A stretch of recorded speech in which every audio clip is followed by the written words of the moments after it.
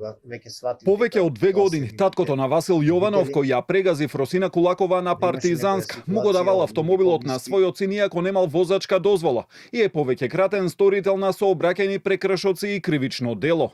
Скопското обвинителство поднесе обвинение против Зоран Јованов за предизвикување општа опасност, кривично дело за кој му се заканува од парична казна до 3 години затвор. Во текот на претходната постапка, јавниот обвинител обезбеди докази од кои произлегува дека обвинетиот во период од 4 ноември 2022 до 30 јануари 2025 година со општо опасно дејствие предизвикал опасност за животот и телото на луѓето. Свесен дека поради неговите сторувања може да настапат штетни последици, а сепак лекомислено сметал дека тие нема да настапат. Обвинителството утврдило дека Зоран Јованов му го давал автомобилот на Васил и покрај тоа што имал едно кривично дело, сообраќајна несреќа со полесни последици од 2022, сторил 11 сообраќајни прекршоци во 2023 и 2024, меѓу кои возење без возачка или под дејство на алкохол, непочитување на семафори и пешачки премин, како и сообраќајната несреќа со смртни последици од 29 јануари годинава. Обвинителската истрага сепак го покажала спротивното од она што Зоран Јованов на пресконференција го утврдеше, дека не му дозволувал на Васил да вози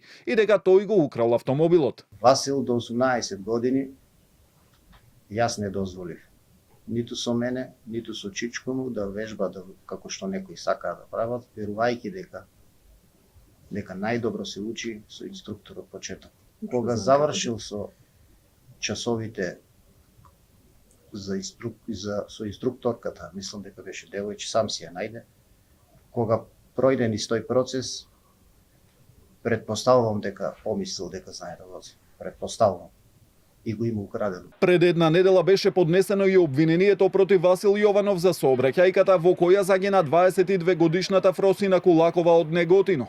Се товари за тешки дела против безбедноста на луѓето и имотот во сообраќајот, за кое му се заканува максимална затворска казна до 20 години. Истрагата утврди дека освен што немал возачка дозвола, бил со 0,8 промили алкохол во крвта, возејќи со брзина од 91 км на час, речиси двојно побрзо од дозволеното. Поминал на црвено и ја усмртил Фросина на пешачки премин на Партизанска кај Универзална. Од кривичниот суд вела дека ова обвинение е распределено кај судија и се очекува оценка.